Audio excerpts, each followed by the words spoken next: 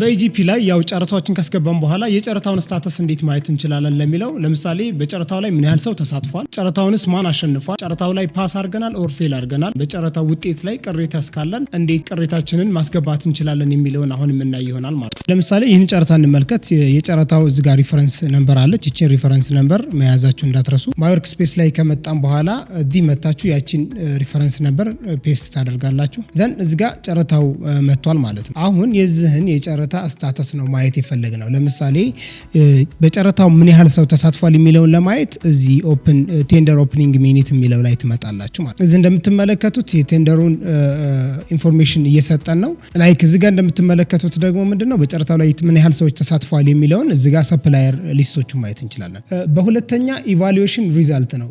ፓስ አድርገናል በጨረታው ላይ ኦር ፌል አድርገናል የሚለውን ለማየት ኢቫሉዌሽን ሪዛልት የምትለዋን እናያለን ማለት ነው። ወይም ኢቫሉዌሽን ሪፖርት የምትለዋን እናያለን። ኢቫሉዌሽን ሪፖርት ላይ ስንመጣ እዚህ ጋር እንደምትመለከቱት በኢቫሉዌሽኑ በውጤቱ መሰረት እዚህ ጋር ፓስ ካደረግን ፓስ ብለው ያስቀምጣሉ፣ ፌል ካደረግንም ፌል ብለው ያስቀምጣሉ። ስለዚህ ጨረታውን አልፈናል ኦር ወድቀናል የሚለውን ለማየት በቀላሉ ዝመታችሁ ኢቫሉዌሽን ሪፖርት የሚለው ላይ መታችሁ ማየት ትችላላችሁ ማለት ነው።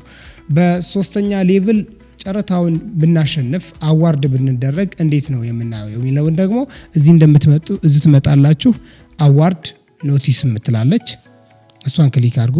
እሷን ክሊክ እንዳደረጋችሁ ምንድነው እዚህ ጋር አዋርድ ከተላከላችሁ አዋርዱን እዚህ ጋር ምን ማድረግ ትችላላችሁ? አክሰፕት ኦር ሪጀክት ማድረግ ትችላላችሁ። በኢቫሉዌሽን ላይ ደግሞ ቅሬታ ካላችሁ ለምሳሌ እናንተን ፌል አድርጋችኋል፣ ፌል ያደረጋችሁበትንም ሪዝን ሜንሽን ስለሚያደርጉን ያንን ሪዝን አይታችሁ በዛ ቅሬታ ካላችሁ ቅሬታ ለማስገባት ምን ታደርጋላችሁ? ኢቫሉዌሽን ኮምፕሌን የምትላለች በኢቫሉዌሽኑ ላይ ቅሬታ ካላችሁ እዚህ ላይ መታችሁ ኮምፕሌን የምትለዋን ክሊክ ታደርጋላችሁ።